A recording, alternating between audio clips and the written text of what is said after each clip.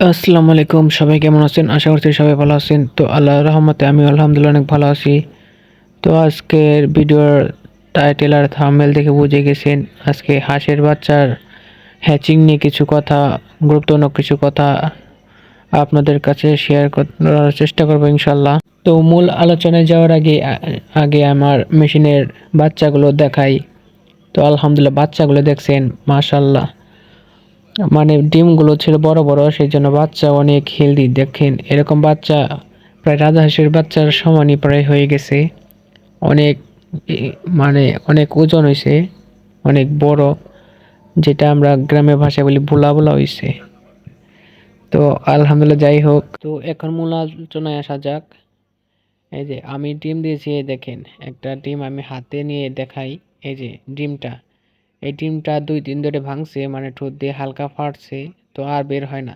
ভেতরে বাচ্চা নাড়াচাড়া করে কিন্তু বের হয় না। আমি ভাবছি যে ভেতরে এটা আটকে গেছে, তো সেই জন্য নিজ হাতে ভেঙে দিছি। ভেঙে দেওয়ার পরে দেখি যে রক্ত বেরিয়েছে। তো রক্ত বেরাইলে আপনারা জানেন, যদি রক্ত বের হয়ে যায়, বাঁচার সম্ভাবনা প্রায় 70%ই নাই। তো হাঁসের বাচ্চা এমনি হ্যাচিং হতে অনেক দেরি হয়, মানে 2-3 দিন লেট হয়, 28 দিনের পরেও। আর আগে বের হলে তো আগে বের হলোই, আর যদি না বের হয় তাও ভাঙতে যাবেন না। যদি বাচ্চা ভিতরে নাড়াচাড়া করে তো ভাঙতে যাবে না, ভাঙলে যেরকম সমস্যা হবে আমারটার মতো, তো পরে আর বাচ্চাগুলো বাঁচাতে পারবেন না। যদি এভাবে রাখেন, আমার হ্যাচিং হয়েছে আর 2 দিন পরে যেগুলো হয়েছে এটা পরে হয়েও সেগুলো বাচ্চা ফুটে বের হয়ে গেছে, আর এটা এখনো হয় নাই। এই যে আমি বোকামি করার জন্য, তা আপনারা এই বোকামিটা কোনোভাবেই করবেন না। তো যাই হোক, আপনাদের এই বিষয়টা বলার জন্যই আমার এই ভিডিওটা তৈরি করার।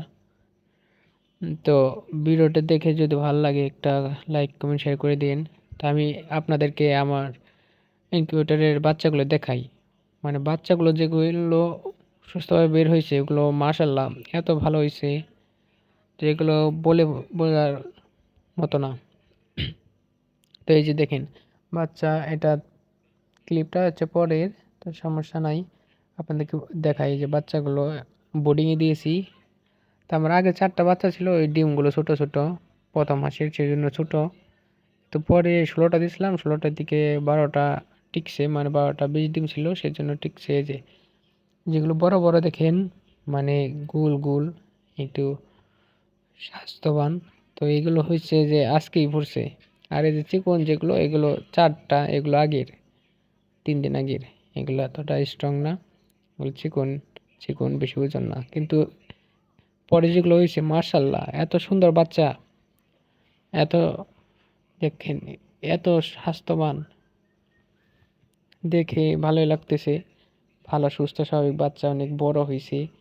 দেখেন এগুলোর সাইজটা দেখেন, প্রায় রাজহাঁসের সমানই প্রায় সাইজ। তো দেখে ভালোই লাগতেছে। তো আপনাদেরকে যেগুলো বললাম এগুলো ভুলেও করবেন না, হাত দিয়ে কখনো বাচ্চা হাঁসের ডিমের বাচ্চা কখনো ভেঙে দেবেন না। রক্ত বের হলে ওই বাচ্চার বাঁচার চান্স অনেকটা কমে যায়। মানে কতগুলো ফুটবেই না। তো এই ভুলগুলো করেন না। যদি অনেক দিন যায় তো বাচ্চা মারা গেলে আগেই যায়, হ্যাচিংয়ের সময় মারা যায় না আর্দ্রতা ঠিক রাখলে। তো আমার আগের ভিডিওতে তো অনেকেই দেখছেনি আর্দ্রতাটা ঠিক রাখার একটা কৌশল। তো যাই হোক, অনেক কথা বলে ফেললাম। তো যদি ভিডিও থেকে কোনো কিছু শেখেন তো দয়া করে লাইক করে দিন। আজ এই পর্যন্তই। আল্লাহ হাফেজ।